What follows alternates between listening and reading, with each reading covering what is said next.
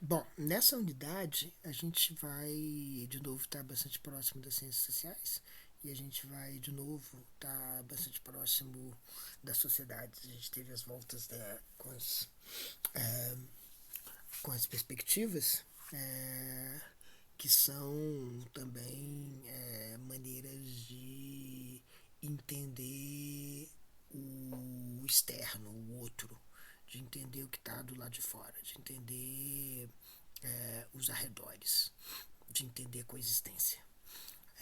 Agora a gente vai, nessa unidade, passar por um pouco pela noção, pelos problemas econômicos, né? Mas a gente não vai fazer isso da maneira habitual, ou da maneira que talvez se faça nas ciências sociais. A gente vai fazer um percurso que vai passar por Marx, vai passar por Mauss, mas vai ter também uma passagem importante por Bataille e uma passagem importante por Deleuze e Guattari. Então a gente vai estar pensando um pouco nessa noção do elo. Você lembra que na unidade 3 a gente teve muitas voltas com a devoração, com a antropofagia, com esse novo conceito que Carlos Coelho quer cunhar, que é o conceito de ontofagia, o conceito de que está tudo devorando tudo, né? Lembrar para quem está lendo Mauss, né, dessa ideia de potlatch, né? Potlatch é entendido como devoração, né? Então o potlatch, que é esse elemento do grande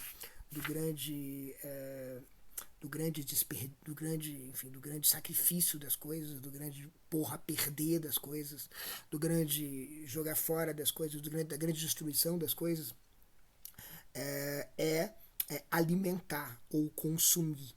Então, essa consumação do potlatch, ela aponta para essa devoração, para esse estado de devoração que a gente está falando quando a gente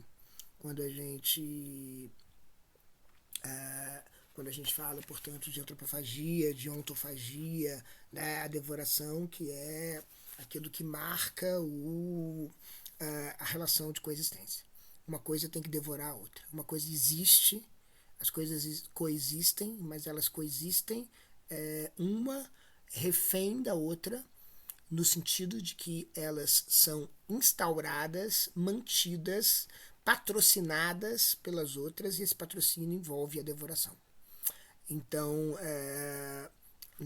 o potlatch é a grande devoração, que é talvez sacrificial, né? Mas ela é sobretudo com o objetivo, no caso do potlatch, que o Mauss está invocando já nas primeiras páginas do ensaio sobre a dádiva, é uma maneira de manter uma superioridade numa relação de hostilidade. No caso do potlatch, digamos, como o fenômeno do noroeste da América do Norte, né? Assim, mais ou menos de Vancouver até o Alasca, a sociedade do potlatch, que são essas festas, essas celebrações que duram o inverno todo, ele diz, né? O inverno todo é um período de celebração, um festival constante em que as tribos que estão muito ricas, né, abundantes, tem muita abundância, elas então gastam toda essa abundância, elas têm o dispêndio dessa abundância. Essa abundância, ela é jogada para todo mundo, e ela é também uma exibição. Você ganha alguma coisa com essa abundância. Então, não sei se estava baixo o som, mas você ganha alguma coisa com essa abundância. O potlatch, que é essa devoração da abundância para que a gente consiga ganhar uma espécie de ponto de honra na rivalidade com as demais tribos. Então o grande festival, ele consome a abundância e ao mesmo tempo transforma a abundância numa coisa muito importante, que é uma superioridade sobre o rival. Eu posso fazer uma festa maior. Eu posso gastar mais. Eu posso. Bom, enfim, eu impressiono alguém dando um presente que a pessoa não sabe nunca como é que vai pagar. Né? Isso acontece no que o moço chama já no final como é que ele chama? Da sobrevivência desses princípios da dádiva, né? Então, a facilidade a gente vai falar mais daqui a pouco. Mas esses princípios aparecem nisso, né? Você vai levar alguém para jantar, uma maneira de ganhar um ponto com essa pessoa é gastar muito. Não tanto para que a pessoa tenha os prazeres de consumir alguma coisa, mas para mostrar que você pode dispor. E mostrar que você pode dispor é o espírito do potlatch, entende? Em inglês a gente fala assim, splash, né? Potlatch, splash, ou seja, e gastar. E isso é um movimento que cria elos. E é um fato social total. Você despende tudo. Entende? Tipo assim, por que você despende a sua energia? Ontem eu estava vendo a turma cair debaixo dos morros de bicicleta, descer os morros de bicicleta. Por que você despende essa energia toda? Porque você ganha pontos com seus brothers, né? Entende? Então isso é alguma coisa que percebe, ou seja, toda energia que você despende, você ganha alguma coisa. Então o dispêndio, ele não é à toa, ele está dentro de uma roda, como diz o moço, que roda numa direção só. Então você quer, de alguma maneira, manter as coisas fluindo por meio, a gente vai entender isso mais daqui a pouco, por meio desse consumo da energia, por causa desse splash, por causa desse gasto. Então o gasto, ele não é à toa, o gasto, ele não é jogar fora, ele é um gasto que continua na roda, circulando. Né? Então é interessante a gente começar com uma observação que ele faz já no início. Ele diz, ele está falando da Melanésia, e ele diz muitas vezes na relação do pessoal que estudou a Samoa, então a relação entre, por exemplo, entre um casal, aí você tem os presentes femininos, presentes masculinos, presentes que vêm do lado masculino, presentes do lado masculino. Então, na verdade, no final das contas, quando você casa, tudo fica elas por elas, como se diz, né? Tudo fica kit, porque você dá alguns presentes, mas recebe outros. Então a tribo masculina dá alguns presentes, mas recebe outros. Então, no final, fica tudo mais ou menos balanceado. Mas o que importa, ele diz assim, o que importa é a satisfação do casal de ver essa enorme quantidade de riquezas sendo alocada para a ocasião do matrimônio, para a ocasião do enfim, o que importa é que o elo esteja rodeado de riquezas, não que as riquezas fiquem, não que alguém vai ter uma maior riqueza e outra menor riqueza, mas o que importa é essa reciprocidade, e é isso que dá vazão a essa ideia que eu acho que é tão importante nessa história, que vai ser muito importante para a gente entender a economia aqui do jeito que a gente quer pensar, em termos de um fato social total, da maneira como o moço está entendendo. Ou seja, não é alguma coisa que termina quando você paga as suas contas no armazém, porque você tem aquele crédito que ficou lá, você tem aquela simpatia, você tem aquela sedução que você deixou no armazém, você tem a sedução do próprio armazém, você tem um empréstimo que você pode pedir, um favor que você pode pedir, todos os elos que você cria no armazém, o armazém ele não termina, entende? Porque aquela pessoa que está no armazém continua convivendo na sua comunidade, a pessoa com quem você, enfim, segue tendo outros tipos de conexões, e todas elas estão conectadas. Esse é o fato social total. A economia é um fato social total, por isso é eco, economia, né? Eco no sentido que envolve a palavra oikos, que é morada, casa, entende? É alguma coisa que está ali na casa, você pode fugir dela, isso a gente vai falar disso daqui a pouco, mas na casa, na sua comunidade, onde são os elos de filiação, ali você tem os elos econômicos são totais. Entende? Então, tipo assim, você presta serviço, por exemplo, a questão de serviços sexuais, né? Então você paga pelos serviços sexuais, aquela história toda. Eu gosto muito da Diana Torres dizendo, olha, na verdade eu comecei minha vida sexual com homens, mas eu tinha uma coisa que sempre me incomodava com os homens, eu trepava com muitos homens, mas os homens me incomodavam muito, porque muitas vezes, a maioria das vezes, por mais diferentes que fossem as relações, eles sempre pareciam que tinham que me pagar alguma coisa, e isso me parecia um desrespeito pelo meu prazer. Então é mais ou menos isso, né? Então é uma espécie de avaliação do que é e do que não é do que precisa de alguma maneira entrar na reciprocidade. Então essa questão dos favores sexuais é uma história que se confunde com o patriarcado. Então se confundir com o patriarcado significa de alguma maneira não é uma e o moço, não sei se você se lembra desse pedaço em que ele comenta não, na verdade assim, o Malinowski entendeu que é uma relação de pura dádiva, uma relação entre ali nas Ilhas do Pacífico, né? Entre um marido e uma mulher, mas na verdade não é, né? Porque as dádivas elas estão organizadas de uma certa maneira, tem um sistema de dádiva, e é esse sistema que é o sistema social total. E o ponto é, a dádiva ela nunca está solta no mundo, a dádiva ela está conectada nesse fato social total, a dádiva ela envolve e isso tem a ver com a sobrevivência desses princípios, né? Isso tem a ver com, portanto, muito na nossa vida do que é dar um presente no Natal, no aniversário, por acaso, né? Ou seja, o presente nunca é um fato isolado, assim, uma mera dádiva, ele envolve relações de reciprocidade, ele envolve um círculo, uma roda mociana, vamos chamar assim, essa roda mociana que é infernal, né? Porque na verdade você tem a obrigação da reciprocidade e você tem a obrigação de receber. Pode ser extremamente uma desfeita, por exemplo, quando você, por exemplo, não recebe o presente. Não, esse presente eu não gostei.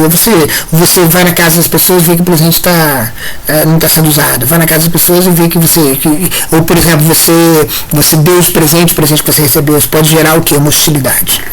Então a hospitalidade e a hostilidade elas estão sempre em volta, entende?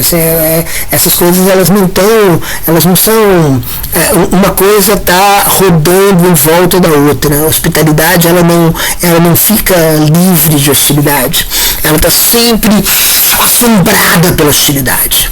É essa palavra que talvez a gente volte a falar várias vezes, né? Ou seja, o sistema da dádiva pode ser um sistema hospitaleiro, mas é um sistema que só funciona na precariedade de estar sempre assombrado, de estar sempre às voltas com alguma coisa que pode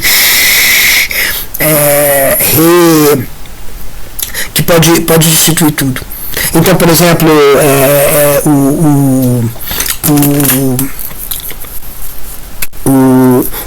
Boas fala, quase no final, do caso da hospitalidade, enfim, de dois chefes e suas tribos melanésias, e no meio de uma festa, no meio de um festival, aquela coisa toda vira uma enorme briga, uma carnificina. Por quê? Um genocídio. Por quê? Porque alguma coisa melhorou a hospitalidade. Né? Às vezes, por exemplo, você diz assim, você quer me impressionar com esse vinho, e aí as coisas já mudam de tom. Você na verdade me deu esse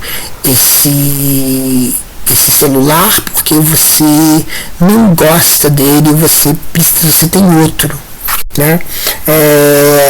Então, esse celular estava sobrando, então foi por isso que me deu. Então a hospitalidade ela já se transforma numa outra coisa, né? Então as palavras que você fala, por exemplo, na festinha, que é abundante, cheia de coisas, palavras que você também não estão fora da economia, elas estão dentro da economia. Então elas também estão no meio dessa roda. Elas não estão, percebe? Elas não estão, elas não são um extra que estão sendo adicionados na festinha, porque afinal de contas a gente precisa falar alguma coisa na festinha. Não. Aquilo ali também é uma troca econômica. Então ela também está na roda. Ela também envolve hospitalidade e hostilidade, ela envolve obrigações de reciprocidade, etc. Então é esse círculo, essa roda que Mose está descrevendo, essa roda hiper ciberneticamente negativa. O ciberneticamente negativo é aquilo que, por exemplo, quando você tem fome, vai e mata a fome comendo. Então é como se fosse uma coisa que se fecha em si mesmo. É isso. Não tem abertura, você não tem fechamento. Você não tem abertura, você tem só um fechamento. Então a roda, tudo aquilo, não tem nada que escapa. Entende? Tudo vai sendo aprendido por esse sistema social de serviços totais. Então a sociedade está num regime de serviços totais. Né? E o que é interessante a gente pensar num fato social total é a gente pensar, e isso a gente vai pensar ainda mais, porque a gente está lendo junto com Bataille, enfim, nessa conexão, a gente vai pensar talvez um serviço cósmico total. Não é um serviço social total, um serviço cósmico, um serviço cosmopolítico total. Porque, enfim, essas relações de hospitalidade e hostilidade, por exemplo, a gente pode encontrar fora do mundo humano, né? Nas sociedades que a gente se acostumou a ver, a pensar nas sociedades não humanas, que a gente se acostumou a pensar desde tarde, mesmo antes, com as metodologias como as de Leibniz, desde a unidade 2. Então, assim, na verdade,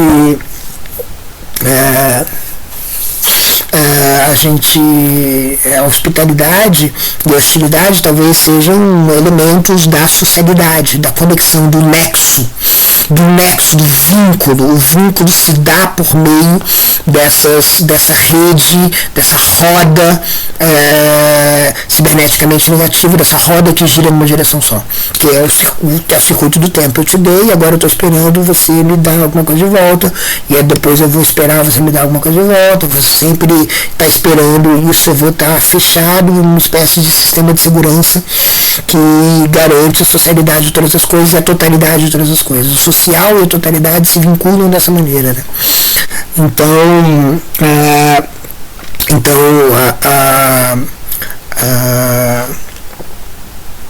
a socialidade, ela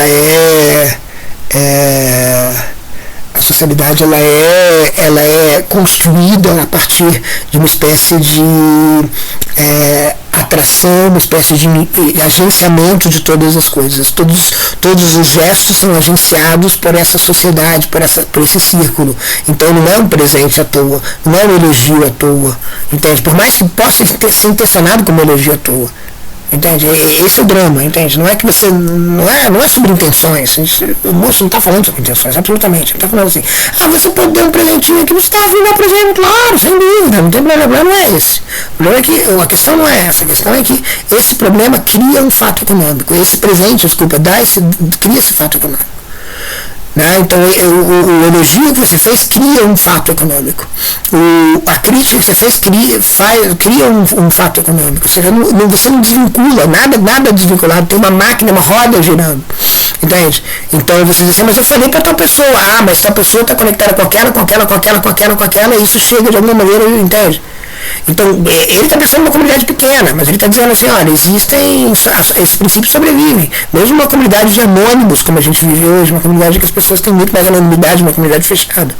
Né? Então, a gente, em certo sentido, a anonimidade procura nos escapar, em certa medida com sucesso, em certa medida sem sucesso, dessa roda, dessa coisa de que eu não posso simplesmente elogiar alguém ou dar um presente para alguém, porque, enfim, né, isso tudo vai entrar na roda. Né? Então, e essa roda é uma roda devoradora. Então, basicamente, eu não posso também sair da roda, porque se eu sair da roda, como é que eu vou sobreviver? Eu sobrevivo da roda, eu vivo da roda. Percebe? Eu sou mantida, patrocinada pela roda. Eu não sou alheio à roda. Então eu preciso, porque eu preciso me sustentar, e a sustentação vem da roda. Então é isso. Então eu não posso estar fora da coisa, eu não posso sair fora. A anonimidade tem um limite. Eu posso me destacar até um certo ponto, mas depois eu não posso mais, porque afinal de contas, e quando eu não me destaco, quando eu percebo que é só até certo ponto, esse ponto também fica agenciado, englobado, fagocitado, né, por essa fagia, por essa devoração que é a roda mociana. Entende? Então é essa cibernética negativa dramática, absolutamente infernal, que o Moço escreve como a base do nexo social, do vínculo social. O fato social total.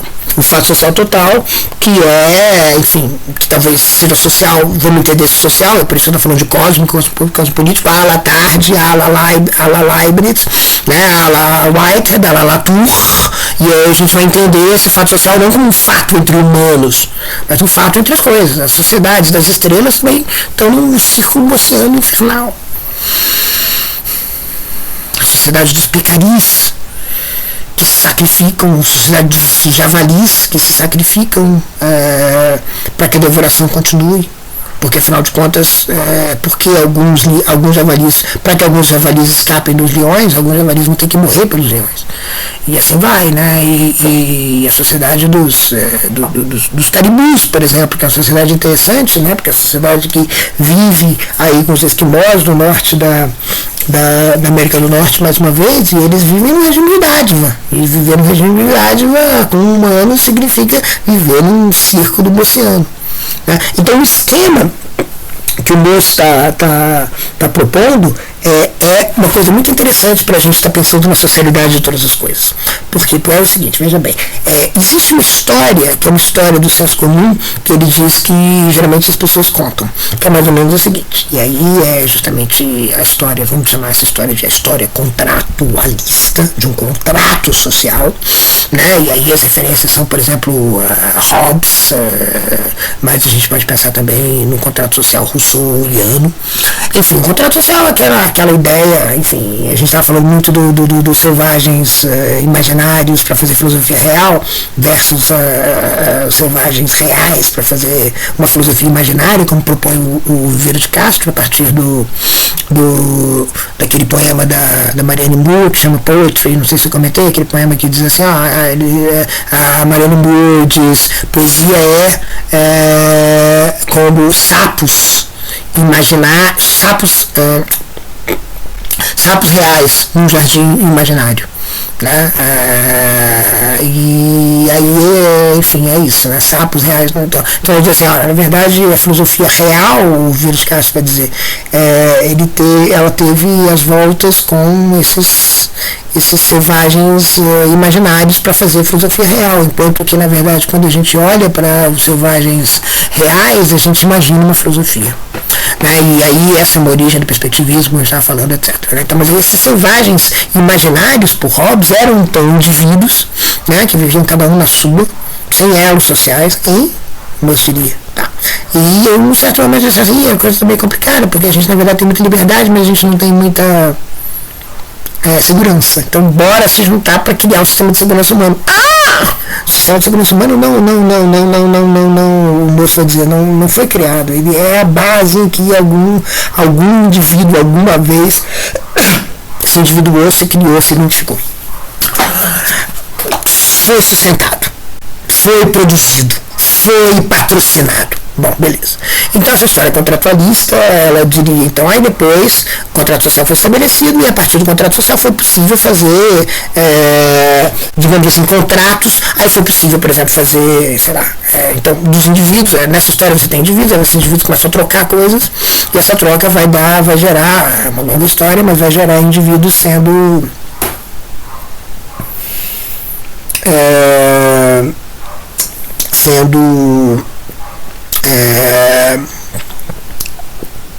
podendo fazer contratos individuais e dando kits, quando você está kit no armazém, né? Porque você isola a economia, né, de todo o resto. E a economia não é mais um fato social total, é um fato social circundado, fechado em si mesmo E aí esse fechamento em si mesmo faz com que o fato social seja outro, né? O fato social não é mais aquela coisa que envolve todas as coisas, que tem repercussão para todas as coisas. É como se a economia se destacasse do social. E pensa isso em termos cósmicos. Tá? A gente volta a isso provavelmente quando a gente vai falando do Bataille. Tá? Mas veja bem, então a história para chegar no contrato individual que a gente tem, você vai na Amazon e paga a sua conta e acabou, fim, então kit, peguei tomate, deixei 10 reais, acabou, fim da linha. Para você destacar disso, que a gente sabe que a sobrevivência desses princípios você não destaca, porque há coisas outras que acontecem no armazém, você precisa criar essa economia que é separar o do resto. E a história, essa história oficial, contratualista, seria indivíduos, barter, troca, escambo. E aí o escambo começa, dinheiro e tal, segurança, menos liberdade, mais segurança, troca aqui, troca ali, estado e tal, contrato social, e aí você tem um contrato individual. A história que o Moço quer contar, em contraste, é bem diferente. A história dele é dizer, olha, na verdade, você começa com os serviços totais. Você começa com a roda.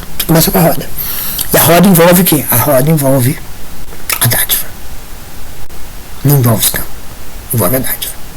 Porque a dádiva é a melhor coisa para você garantir a sobrevivência de um grupo num contexto de escassez.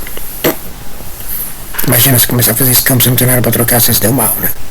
Mas se vale tudo, por exemplo, você pode dizer assim, não, tudo bem, porque você vai ter sempre algum excesso, esse é o ponto.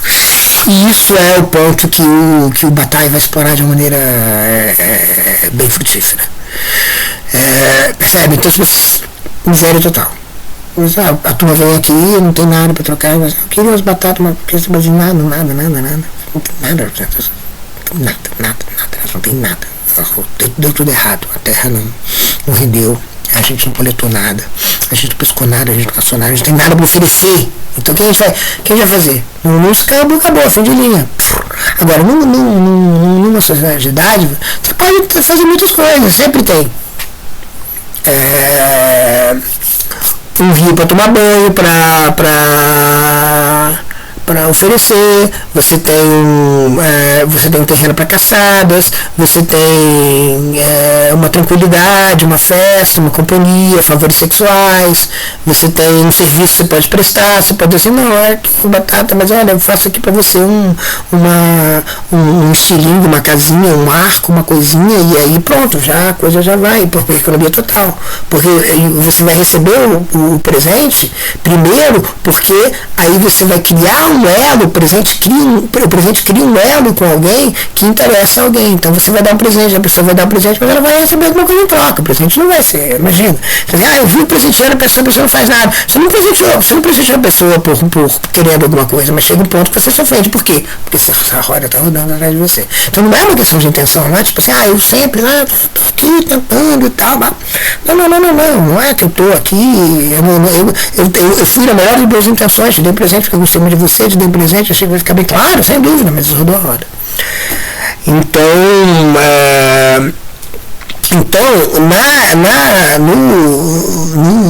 na escassez, quando você não tem muita coisa, você tem que dispor de tudo que você tem. E o Bataille vai dizer, só para dar um spoilerzinho, ele vai dizer assim, olha, na verdade o que cria a vida sob o sol é o excesso. Sempre tem excesso, não tem falta. Então aquela ideia que você aprende no curso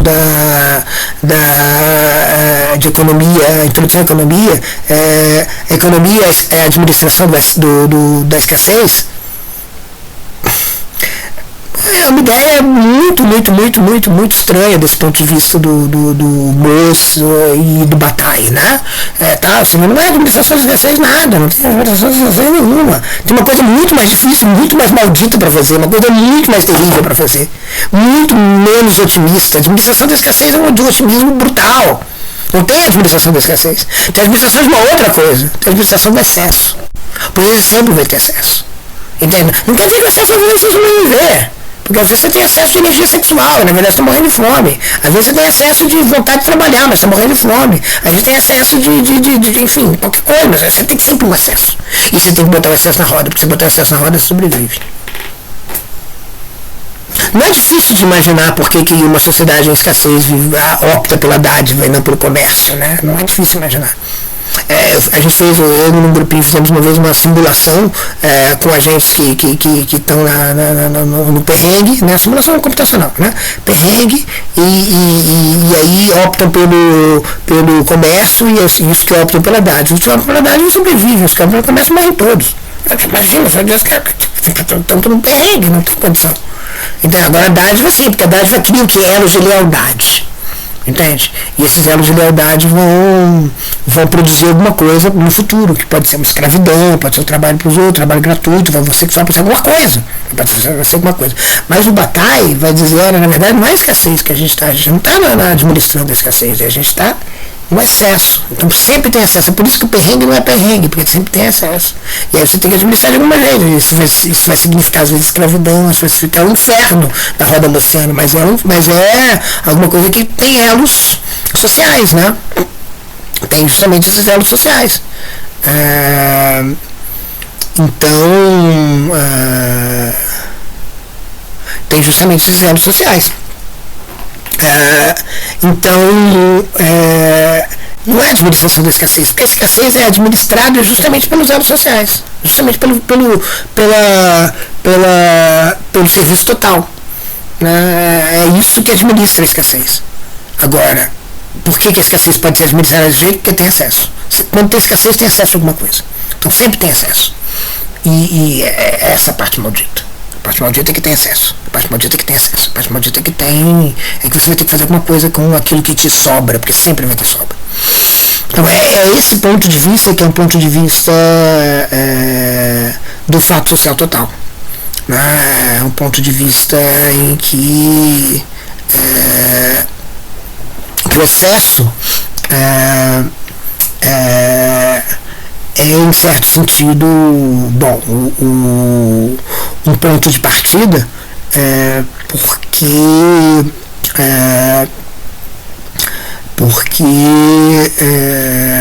a gente é como se o moço permitisse a gente entender o excesso nos seguintes termos. O excesso é justamente que criar elos entre os indivíduos, criar elos sociais, criar nexos sociais, é uma coisa que precede a apresentação de alguma coisa, a troca, entende? A dádiva. Os elos econômicos, eles não estão flutuando no ar, eles estão flutuando em algum sistema de dádiva que pré-existe, que é balizado, por sua vez, na ideia de que sempre alguém tem ou terá alguma coisa para me dar em reciprocidade. A reciprocidade nunca não existe, né? A reciprocidade nunca falha. A obrigação da reciprocidade nunca falha. Então o elo social ele é tácito nesse sentido. Ele não é alguma coisa que você vai dizer assim, olha, na verdade, isso, tácito, não é uma coisa que você vai dizer, não tenho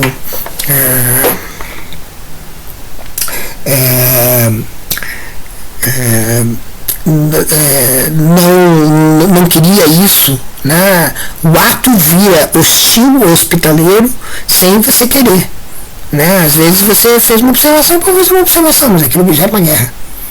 Você faz uma observação para fazer uma observação, mas aquilo gera uma tragédia. Faz uma observação para fazer uma observação, aquilo cria um elo para o resto da vida.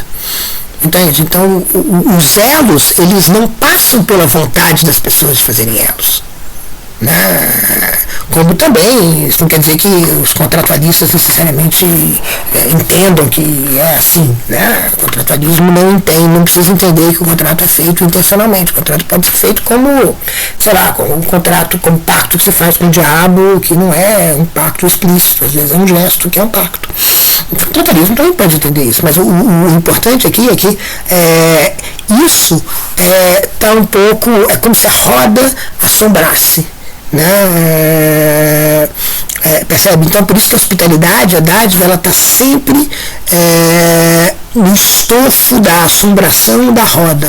uma coisa que é hoje hospitalidade, pode virar hostilidade, porque é dessa roda, ou seja, o gesto hospitaleiro pode ser hostil, o gesto hostil pode ser hospitaleiro.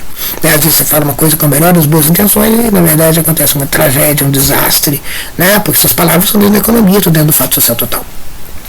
Então, o elo, o vínculo, o ponto do moço que vai ser explorado pelo Bataille, esse vínculo ele não é construído por intencionalidades, ele é construído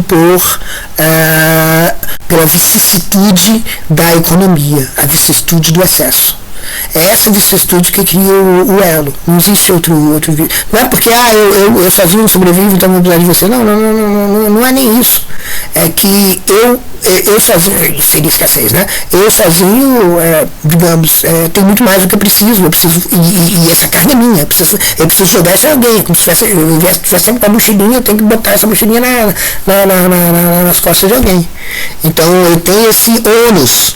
Então é a oneração, eu tenho que me desonerar, eu não tenho que me acoplar para poder sobreviver, eu tenho que me desonerar.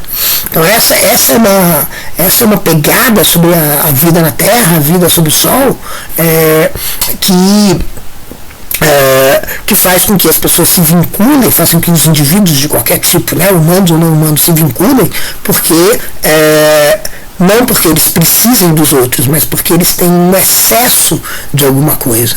Né? Então essa necessidade não é porque a escassez, a necessidade não vem da escassez, a necessidade vem de um excesso, de alguma coisa que está para além, de alguma coisa que suplementa, se vocês quiserem. Né? Que não, ou seja, que vai me suplementar, mas não é alguma coisa, não é que o excesso me complementa, aquilo que eu estava faltando, não é o excesso do que falta, é o excesso do que justamente não falta. A gente vai voltar a isso quando a gente fala de batalha. Mas justamente por causa disso é que é interessante você ter elos que vai dizer assim, olha, essa tribo na verdade se conecta com aquela outra em relações de hospitalidade e hostilidade que fazem com que a roda gire. Né? Elas não vão se exterminar. De vez em quando, por exemplo, essas tribos do Potlatch, elas às vezes matam reis, matam chefes, etc. Mas matarem chefes não significa a destruição da outra, né? Significa que a relação continua, né? A relação entre as duas continua, elas continuam subsistindo sob o sol porque a hostilidade e a hospitalidade seguem. Aí você dá um presente, e aí você dá um presente a mais, aí você cria mais raiva na pessoa, no outro grupo, porque o chefe foi assassinado e a tribo agora recebeu muitos presentes, mas esses presentes eles podem gerar uma hostilidade, mas eles podem gerar também que eles vão mostrar que apesar disso eles têm uma abundância muito maior, e eles vão fazer uma festa ainda maior. A exibição é um ato de hostilidade, né? Você exibe alguma coisa, né? Você, por exemplo, você está se exibindo, né? Você está se exibindo, esse é um ato de hostilidade, não é um ato de hospitalidade, né? Então agora, às vezes você está se exibindo só porque você, enfim, quer fazer as pessoas felizes, mas na verdade isso vai gerando uma certa hostilidade. Então esse é o ponto do kit não aparece, o ponto do kit, o ponto do elos por elos não aparece, porque você vai ter sempre tem alguém em dívida, sempre tem alguém, a dádiva é o regime de dívida, então sempre vai ter alguém em dívida, sempre vai ter alguém devendo alguma coisa para alguém, então esse círculo por isso não vai parar. Então você não vai ter elas por elas. Você não vai ter assim, tipo, agora sim, entende? O contrato individual, ele cria essa ficção do elas por elas, essa ficção do agora temos kit, fui no armazém, paguei minhas contas, não. As contas nunca são pagas por nenhum lado e a dívida rola permanentemente, porque a dívida é o nexo social. Essa é a hipótese do moço, né? Então não é indivíduos que se juntam para criar uma sociedade, é que indivíduos só aparecem a partir desses serviços totais, econômicos totais. A economia paira sobre tudo, a economia não pode ser colocada numa gaveta e fechada. A economia ela paira sobre tudo, sobre as palavras, sobre os presentes, sobre os gestos, sobre tudo.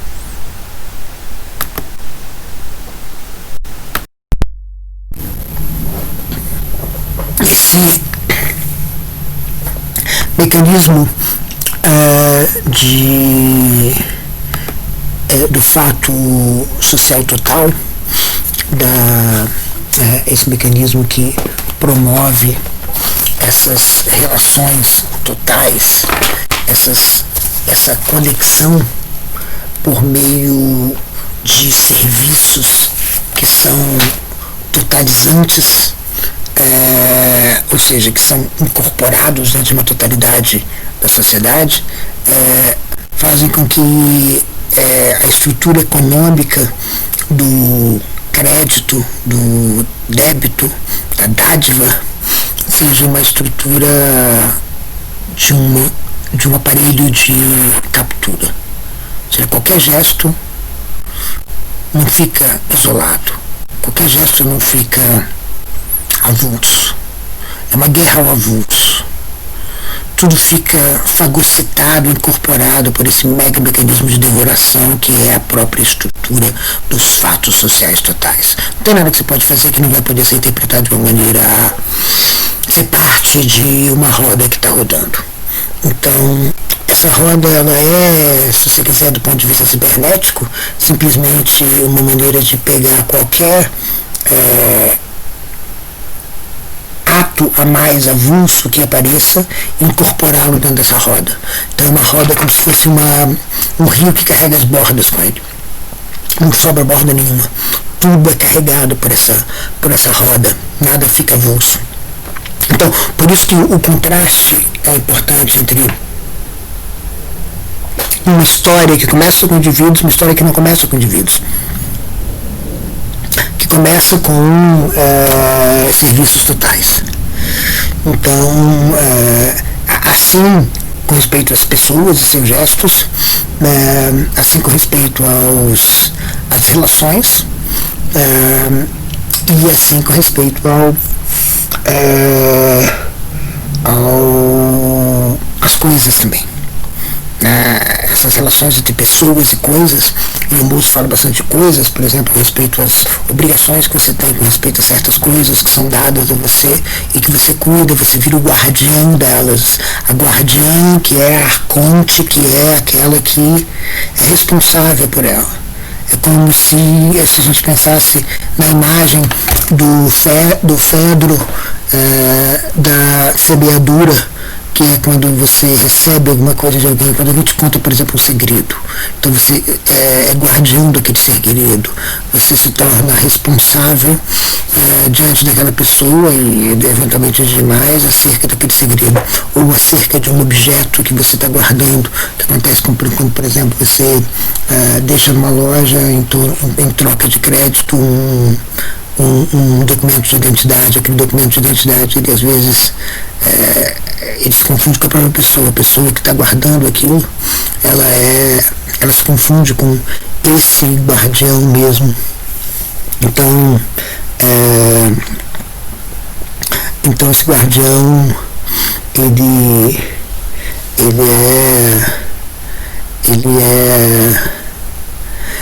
é muito importante, né? Quando você quebra a confiança que deposita em você, você fica completamente fora da roda. Você é largado pela roda. Se largado pela roda não é se tornar avulso, é você ter um outro papel de hostilidade da roda. A roda não larga nada. A roda simplesmente faz você rodar dentro da roda de uma outra maneira. Então é por isso que você não quebra. Você vai ser preso, né? Eventualmente você vai ser ostracizado, você vai ser punido de alguma maneira, você vai ser deixado de lado, e esses atos de hostilidade vão fazer com que você desempenhe um papel de hostilidade. Ninguém vai ser diferente de você, você vai simplesmente ficar nesse ostracismo, que talvez seja, e esse é o ponto, a única maneira de você, a única saída da roda é a ingratidão. E por quê? Porque a gratidão talvez seja o motor básico desse mecanismo, desse nexo, desse vínculo econômico que faz com que os fatos sociais totais aconteçam. A gratidão, que significa a obrigação de dar, a obrigação de receber e a obrigação de retribuir. Essas três obrigações são pautadas pela gratidão. A terceira, mais evidentemente, né? Porque a terceira é justamente retribuir, significa a mostra de gratidão. Pelo menos alguma coisa como obrigado, você tem que dizer. Se você está obrigado, se você está, quando alguém te dá alguma coisa, você recebe obrigado, você fala obrigado, no limite você está dizendo que você está se obrigando, você está se tornando obrigado a alguma coisa, obrigado a preso a uma cadeia, obrigado a uma retribuição. Ou seja, você está sentindo gratidão, você fala gratidão, né? Quando você tem a obrigação de receber, significa que você tem a obrigação de exercer essa gratidão. Eu sou grato a quem me deu esse presente. Então eu uso ele, eu faço um bom uso dele, eu cuido dele, né? Porque afinal de contas você não pode deixar um presente que você recebeu mal cuidado, quebrado. Então você se torna guardião das coisas também. As coisas vão entrando nesse esquema que não é só, portanto, de pessoas, né? Então a obrigação de receber é uma obrigação que é um exercício de gratidão também. E a obrigação de dar, né? E você dá porque basicamente o que você instaura quando você dá é a ingratidão. Desculpa, é a gratidão.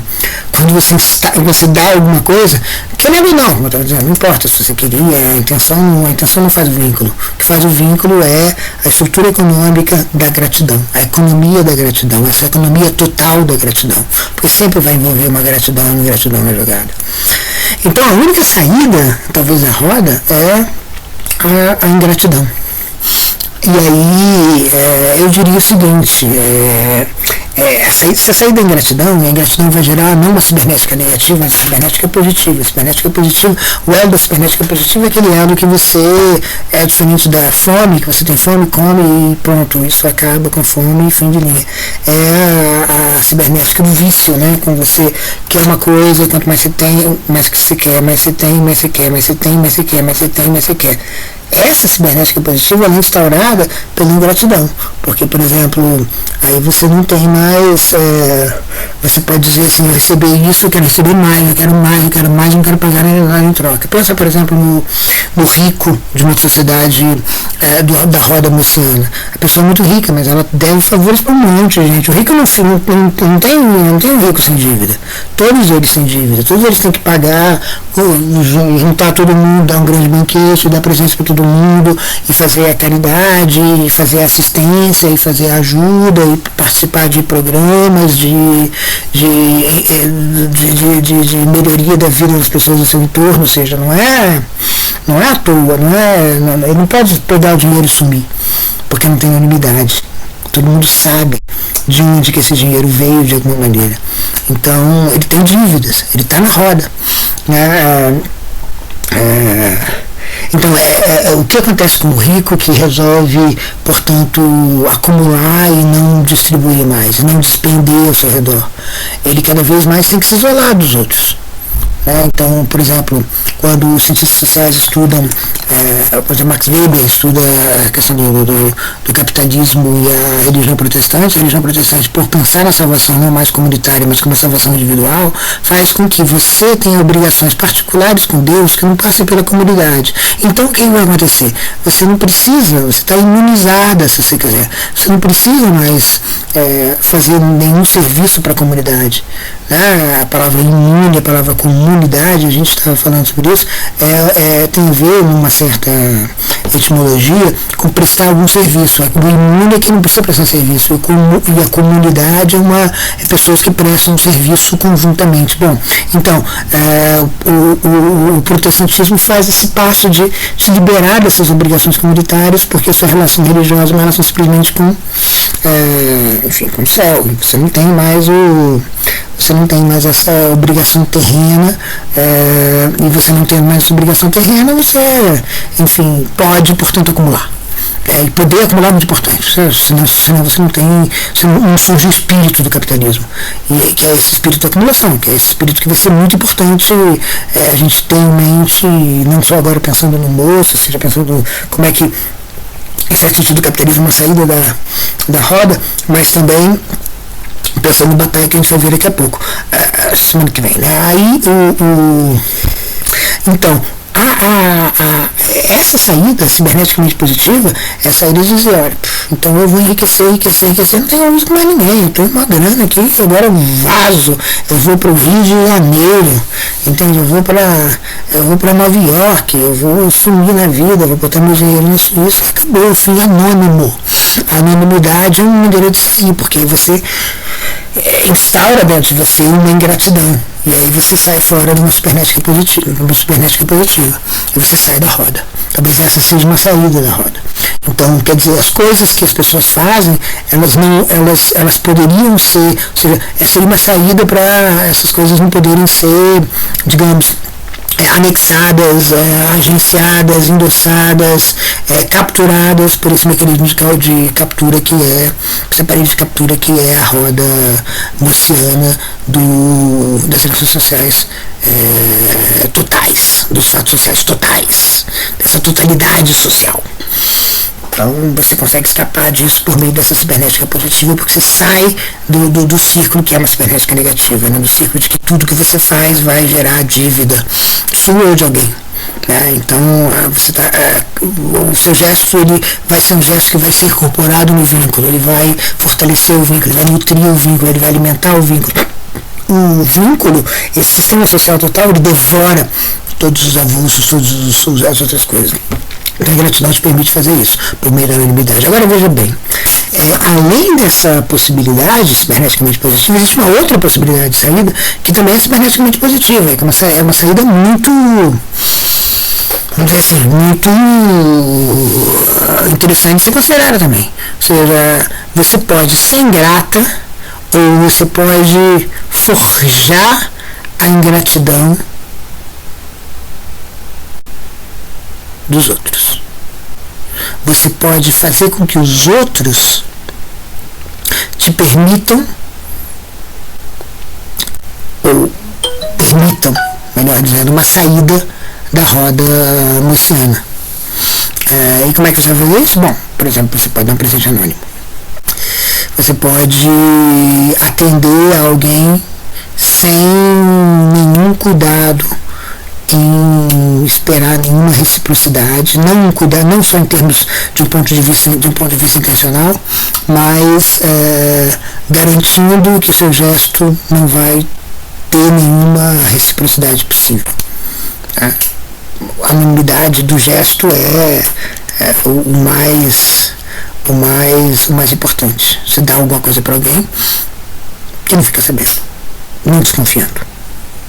Então você não inclui aquele outro na roda, você exclui da roda nesse momento. O seu gesto ele fica inincorporável pela roda, porque não tem gratidão envolvida. É difícil explorar esse caminho, talvez seja um caminho muito interessante de pensar em termos de uma prática, mas em termos pessoais é isso, você, como é que a gente diz? Faz o bem sem olhar a quem, né? Você ajuda alguém sem saber para quem. A pessoa te pede alguma coisa, você dá, mas não no sentido que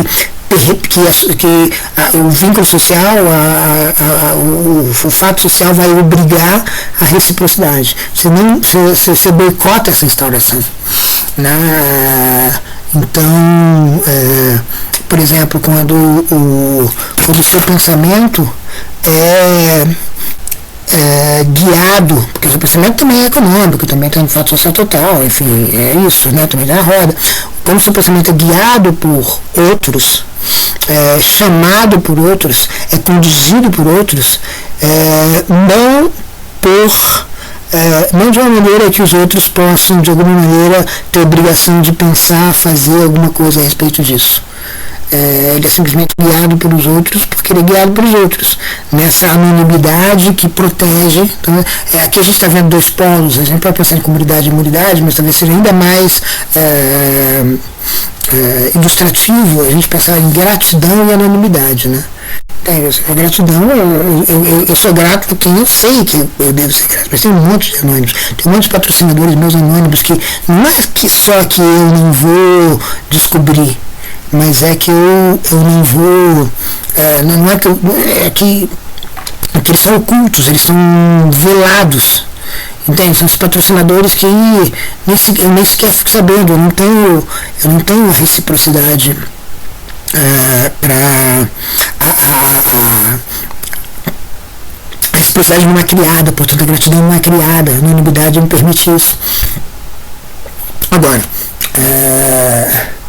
claro, talvez sejam outras maneiras de impor gratidão. Ou seja, mais importante na anonimidade talvez seja justamente a gratidão. Você precisa impor a gratidão, ou seja, para você realmente poder lidar com o outro, que não é alguém que tem uma relação simétrica com você, você precisa justamente dessa ingratidão. O Levinas, num texto muito interessante, que foi publicado, eu acho que, se não me engano,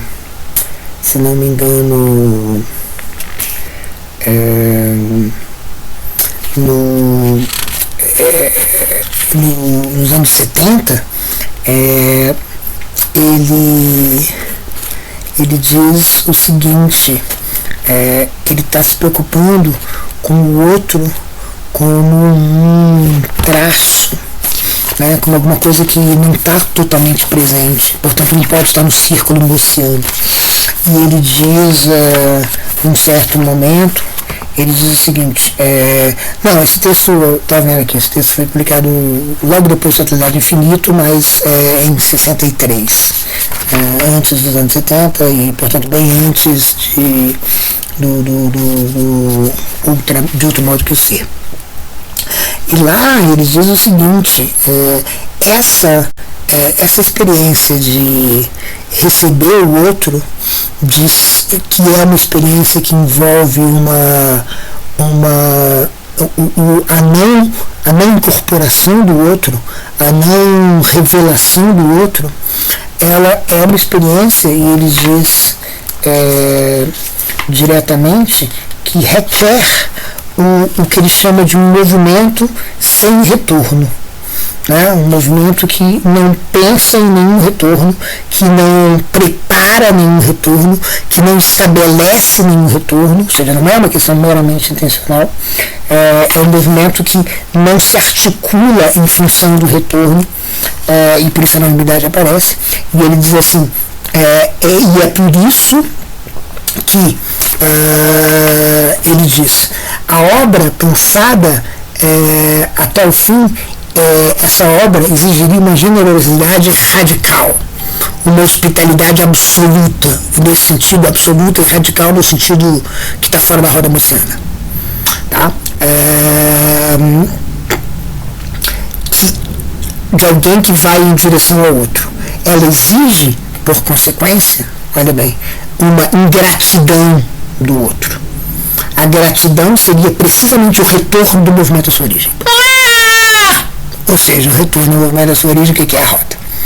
Tá? Ou seja, a gratidão vai destruir justamente o gesto de fazer pelo outro. A gratidão, ela é o que incorpora o gesto, todo gesto. Ela procura incorporar todo o gesto na roda, mas em particular o gesto de fazer pelo outro.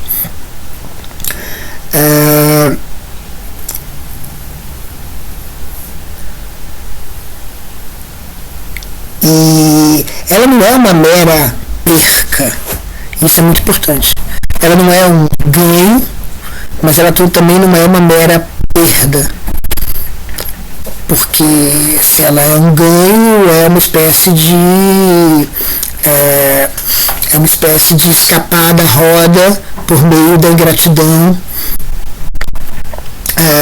da minha própria ingratidão. Mas ela também não é uma perda, porque se ela for uma perda, ela também vai ser incorporada pela roda, ela também vai virar um fato social total, ela também vai virar vai dar combustível para que essa roda possa girar. Não é perda, é uma espécie de gesto avulso que parece pedir anonimidade, mas não precisa ser anônimo, mas precisa garantir a ingratidão do outro. Porque garantir a ingratidão do outro, então, vai fazer com que esse caráter absoluto da hospitalidade, se você quiser, esse caráter radical da generosidade apareça, que a generosidade não seja incorporada, fagocitada pela roda. Então, a roda, ela vive em função da gratidão. A gratidão, ela é como se, em certo sentido, a gente recebesse uma carga, e já pensando em termos de excesso, que a gente vai pensar como Bataille, a gente recebe uma carga e quando a gente entrega essa carga para alguém, aparece uma gratidão. E aí é o vínculo, é o excesso que vincula, não é a escassez que vincula. A escassez que vincula é uma escassez que pressupõe os indivíduos já sofreram a escassez. Mas não, a roda, ela um pouco não tem um começo de indivíduos, né? Não é indivíduos que começam a se contactar, se contratar, fazer escambo, fazer comércio e depois termina numa sociedade em que é o contrato individual em que as pessoas podem estar quites, elas por elas. Não, é outra coisa. Você tem uma relação social o tempo todo. E ela que forjou tudo.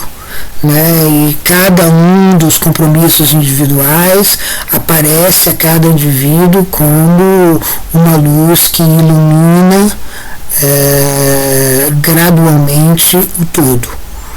E você vai se dando conta dessa roda, desse circuito enorme em que você está, por causa da gratidão. Porque os gestos que você faz criam uma gratidão, intencionada ou não, né?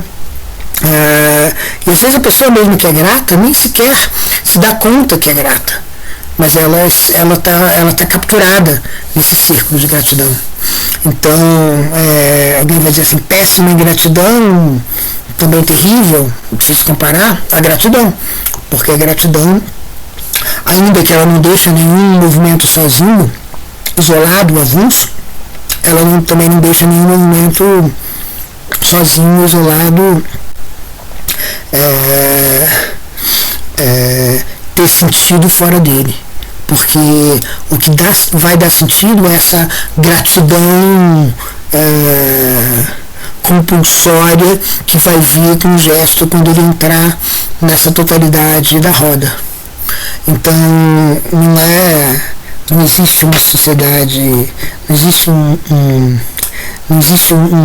uma sociedade que entra em contato com outra e não faz roda com ela, porque por mais distantes sejam as relações diplomáticas, elas entram nas relações de reciprocidade, entram nas relações de gratidão e, portanto, quando elas entram, elas são incorporadas por esse mecanismo da roda. Então, é a gratidão que instaura tudo isso, né?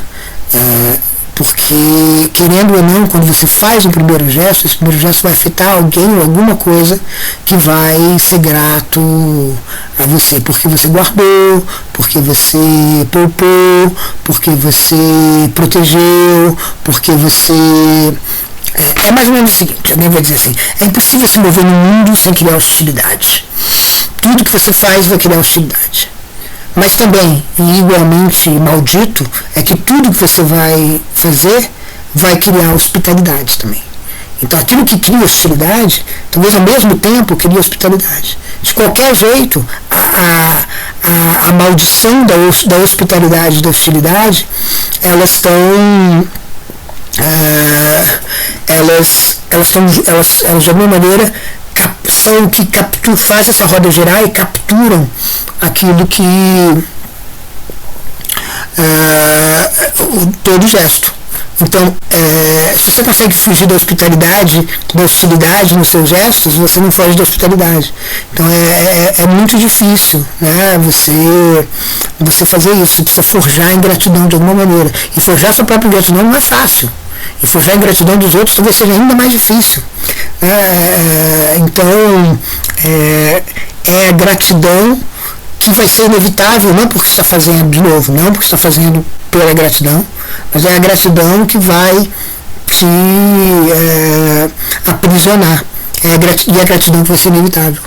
E a gratidão que tem essas duas formas também, né? Tem a gratidão e o ódio, ou seja, a vingança, né? Ou seja, eu sou grata, eu preciso fazer alguma coisa para retribuir. Eu preciso me vingar de alguma maneira.